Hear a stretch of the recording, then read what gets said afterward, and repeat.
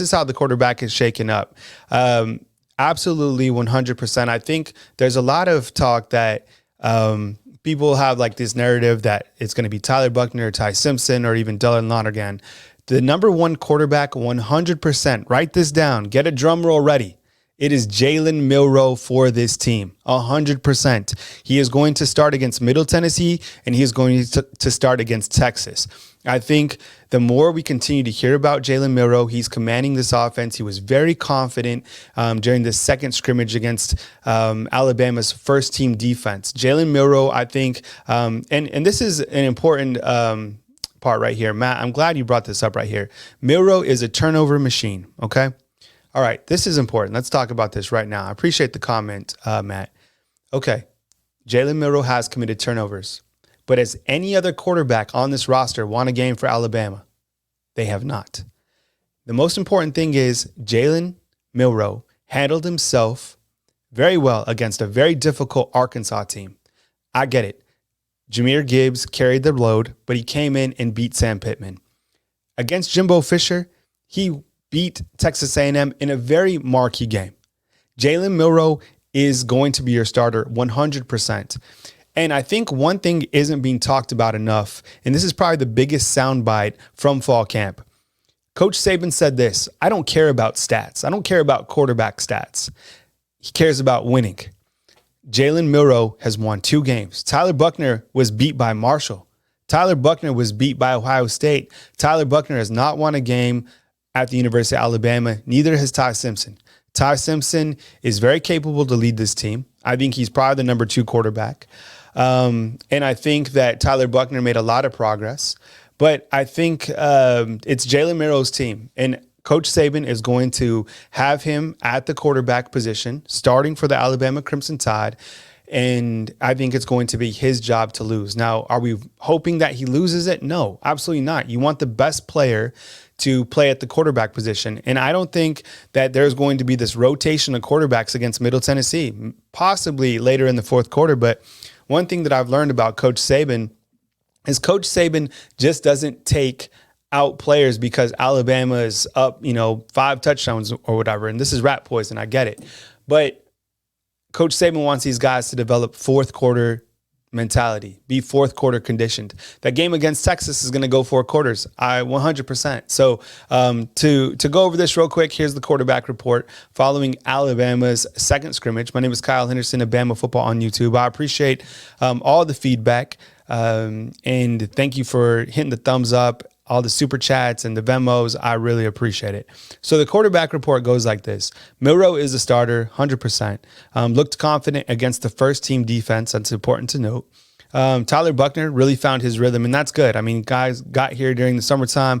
It's tough because you already have Ty Simpson and Jalen Milroe immersed with that offensive group. Ty Simpson certainly still there, but it was Tyler Buchner who had the better day between Buchner and Simpson. And the Dylan Lonergan hype is not hype. Like, he's the real deal. And look, Alabama has played freshmen before at the quarterback position. I think they won a national title with one. That's not to say that Lonergan is going to come in and be the starter. It's just saying that he's another quarterback that has added value to this team. Let me know where you're coming from inside the comment box. I really appreciate it. We will take your calls at the back end, probably around the 25-minute mark. I wanted to kind of go through, a little bit of detail following Alabama's second scrimmage. Kyle Henderson of Bama Football on YouTube. Again, thank you very much for all the support. And, this is what I do for a living. So all the reports, I try to, make it look as professional as possible. I'm in charge of the audio. I'm in charge of the thumbnails and all the feedback. I go through it and I want to provide you with a high quality level of content. I know it's easy to just open your computer and talk Alabama football, but, going to Bryant-Denny Stadium and reporting outside and talking to the coaches, talking to the players, that's something that I want to deliver on a high end level. Okay, let's talk about this running back room real quick. I'm going to put that full screen for you guys. The Alabama running back room, as we talked about, is healthy, so to speak, but I do have a notation next to Justice Haynes' name, being that he was limited with the black jersey, being that he has a thigh bruise of some sort. I think Jam Miller had a similar injury at the beginning of fall camp. And it's not even, I mean, it's a light contusion or something like that. So that's where he is for the true freshman. Jace McClellan, Roydell Williams. It was actually, from what we understand, Roydell who got a lot of the touches with the ones. I think one and the same. Jace and Roydell are capable to carry that load. Look at that picture of Roydell Williams. Absolutely jacked, right? And then you have Jam Miller. Look, we haven't talked a lot about Jam Miller, but for the second scrimmage in a row, Jam Miller has really turned heads, and he's done a great job leading this Alabama offense. And he's a big, imposing back. So between Jace, Roydell, Jam, all those guys are over 200 pounds. And then you have Justice Haynes and Richard Young coming in. We heard a soundbite from Coach Saban talking about Justice Haynes and said that, about Richard Young, and said that he just got here and he still has to get that confidence, because I think when you get here during the summertime, you're behind, clearly. So getting that confidence and getting used to the speed, you're definitely going to be able to, you're going to be a little bit behind, but we're going to see some of Richard Young, I would assume, at some point this season, but Justice Haynes is going to play 100%. I appreciate you guys coming over to Bama Football on YouTube and joining me tonight. I'll take you guys' calls in just a few minutes. I wanted to kind of run through the positions before we take your calls. Let's talk about the offensive line. Now, I think the offensive line, there was a little bit of a shakeup from what I understand. So from left to right, you have the freshman, Caden Proctor, on the left, at the left tackle position. And then you have Tyler Booker from right guard now playing at left guard. And I think that's probably an experiment right now by Eric Wolford, trying to figure out how to bolster up that left side next to Caden Proctor or Elijah Pritchett. I would assume that's still a position battle, but I think Caden Proctor is starting to emerge as the guy. Seth McLaughlin, no surprise, he's going to be your center. Darian Dalcourt is playing center and looks like right guard. So between him or Tyler Booker, those are going to be your guards. And of course, TJ Ferguson, Coach Saban labeled him as a starter as well. So I would assume Coach Saban's trying to build up that depth at that offensive line unit. We also heard, Jaden Roberts getting in there as well, for Alabama's offense. So between J.C. Latham now at 360 and Caden Proctor at 365, whatever, those guys are absolute towers for Alabama's offensive line.